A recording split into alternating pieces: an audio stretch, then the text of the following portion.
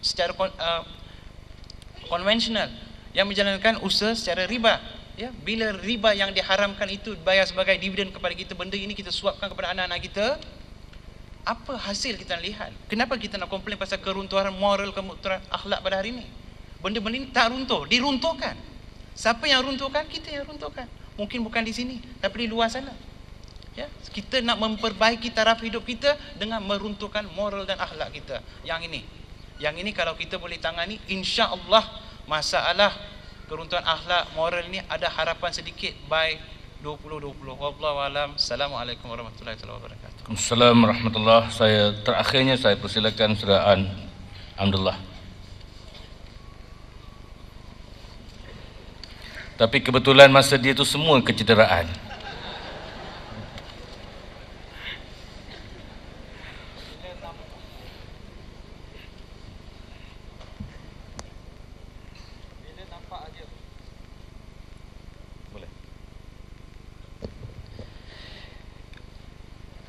Itulah malangnya nasib orang yang menjadi ahli panel yang terakhir.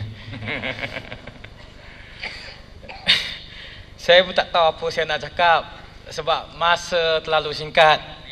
Semalam saya dipaka tak dapat cakap juga sebab tak diberikan peluang untuk bercakap atas sebab-sebab tertentu, dan juga tetapi saya ingin mengambil kesempatan untuk tokoh tambah sedikit beberapa soalan yang tidak dijawab yang berkaitan dengan Nur Aisyah, iaitu ramai yang barangkali sudah lupa, dan memangnya orang Melayu mudah lupa.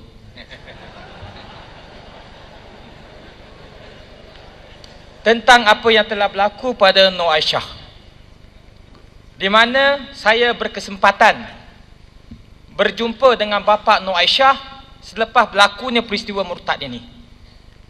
Saya bertemu puak pertama kali di Johor, satu lagi di sebuah negeri yang saya dah tak ingat, barangkali di Perak, dan saya telah bertanyakan kepada bapa Aisyah sendiri tentang kedudukan anak dia, dan beliau dengan mengalirkan air mata mengatakan bahawa beliau mendapat banyak maklumat tentang anak dia, di mana maklumat yang terbaru yang disampaikan kepada beliau, ada yang mengatakan bahawa Nur Aisyah sekarang sudah berkahwin dengan jejaka yang dicintainya itu, dan sekarang sudah melahirkan seorang anak, dan sekarang ada di negeri Thai, di negara Thai, dan ada lagi satu maklumat mengatakan bahawa Nur Aisyah ini sekarang ada di negara Vatikan, iaitu negara Padri yang ada di Itali.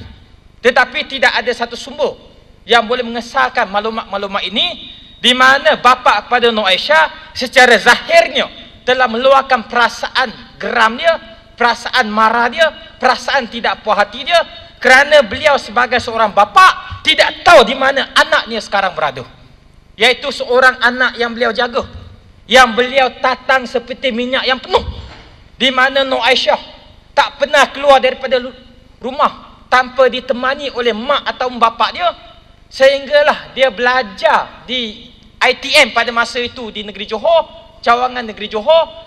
Setiap kali dia nak keluar daripada kampus, mak bapak dia temankan Nur Aisyah keluar, nak pergi ke ITM, mak bapak dia hantar, nak balik rumah, mak bapak dia bawa dia balik. Tetapi dengan tiba-tiba anak yang dia didik dengan pendidikan Islam yang betul sempurna, akhirnya telah lenyap daripada pemandangan dia, di mana bapa Nur Aisyah telah meminta kepada umat Islam, meminta kepada sesiapa saja, termasuk juga empunya diri iaitu Nur Aisyah, kembalilah semula ke pangkuan dia. Dan kalau ada siapa-siapa tahu di mana Nur Aisyah berada, minta hubungi beliau, dan beliau menyatakan kesediaannya untuk menerima balik Nur Aisyah dengan hati yang terbuka, dengan syarat Nur Aisyah mau menganut semula ajaran agama Islam, dan tidak menjadi masalah kepada dia untuk terima balik walaupun anak itu lahir tanpa atas restu beliau sendiri. Dan inilah kedudukan yang sebenarnya berlaku. Dan saya rasa cukuplah sekadar ini, sebab kalau nak cakap dalam masa 1-2 minit pun tak syok.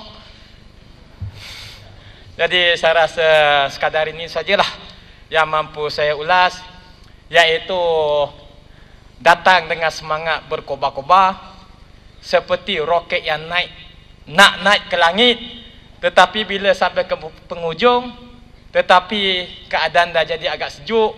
Jadi bila sejuk nak start balik enjin tu lama sikit. Tetapi walau bagaimanapun, dalam kerja-kerja dakwah ni tidak ada sejuk, tidak ada sebarang perasaan letih, tidak ada sebarang putus asa. Di mana kerja-kerja dakwah ni merupakan kerja yang berterusan, yang perlu kita lakukan setiap masa dan juga pada setiap hari, pada setiap ketika kalau kita mempunyai peluang untuk berbuat demikian. Di mana usaha-usaha dakwah ni merupakan perjuangan yang telah dirintis oleh baginda Rasulullah, iaitu perjuangan yang belum berakhir. Inilah yang benar-benar perjuangan yang sepatutnya diperjuangkan oleh orang Melayu di dalam negara kita ini. Tidak seperti mana yang dikatakan oleh Syekh Haprak itu, bahawa perjuangan itu belum berakhir. Belum berakhir untuk diri dia, bukan belum berakhir untuk kemajuan Islam itu sendiri.